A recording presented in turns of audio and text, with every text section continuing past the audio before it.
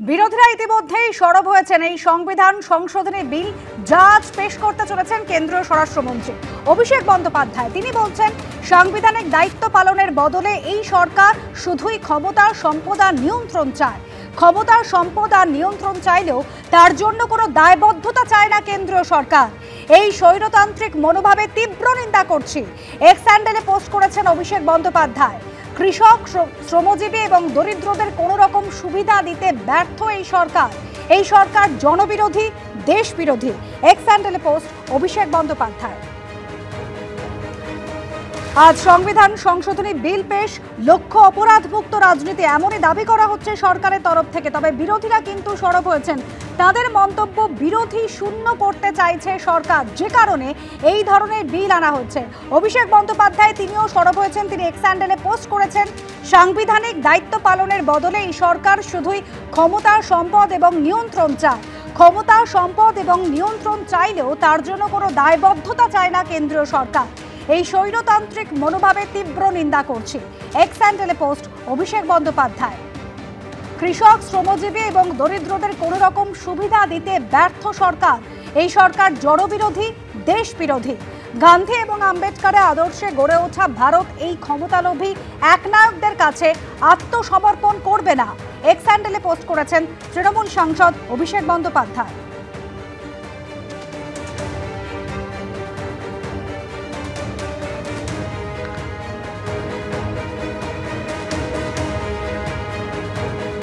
আর এই নিয়ে কেন্দ্রীয় প্রতিমন্ত্রী সুকান্ত মজুমদার কি বলছেন শোনাবো। আমাদের বিরোধীরা এত ভয়ে থাকছে কেন আমি এটা বুঝতে পারছি না। তার কারণ হচ্ছে, আমাদের বিরোধীরা কি নিজেদের ভবিষ্যৎকে এতটাই অন্ধকার ভেবে নিয়েছে যে অনন্তকাল ধরে বিজেপি ক্ষমতায় থাকবে? এই আইন তো সমানভাবে বলবৎ হবে যে মুখ্যমন্ত্রী এবং প্রধানমন্ত্রীর উপরে। আজকে মাননীয় নরেন্দ্র মোদী ভারতবর্ষের প্রধানমন্ত্রী আছেন, বিজেপির প্রধানমন্ত্রী আছেন। 2014 সালের আগে তো কংগ্রেসের প্রধানমন্ত্রী ছিলেন।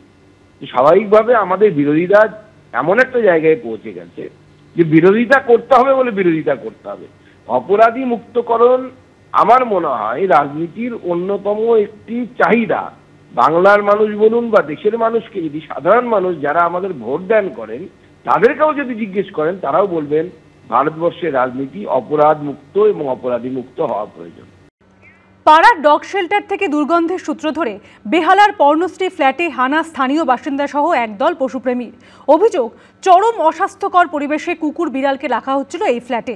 সোমবার রাতে এই অভিযুক্ত স্বেচ্ছাসেবী সংস্থার কর্ণধার সহ কয়েকজন কর্মীকে আটক করে নিয়ে যাওয়া হয়। যদিও পুলিশের দাবি সমস্ত নথি থাকায় সঙ্গে সঙ্গে ছেড়ে দেওয়া হয় তাদের।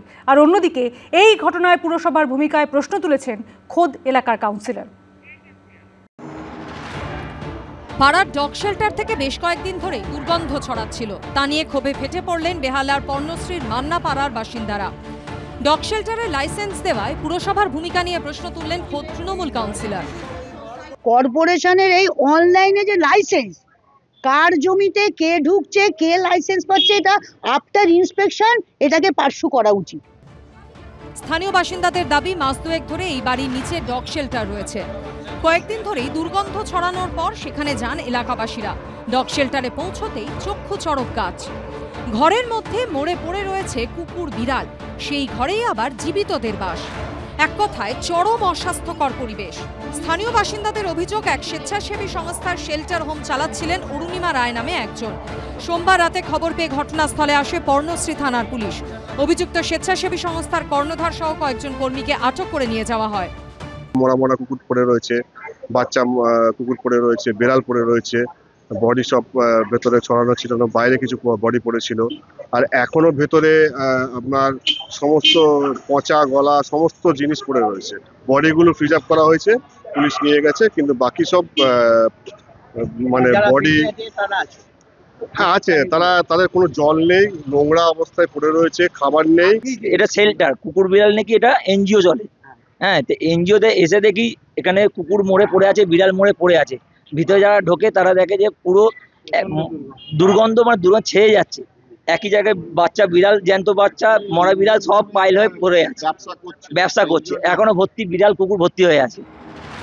তবে স্থানীয় বাসিন্দাদের অভিযোগ, তড়িঘড়ি স্বেচ্ছাসেবী সংস্থার কর্ণধার সহ কর্মীদের আটক করে থানায় নিয়ে যাওয়া হলেও কিছুক্ষণের মধ্যেই তাদের ছেড়ে দেওয়া হয়। এমনকি থানায় অভিযোগও নেওয়া হয়নি বলে একাংশের দাবি।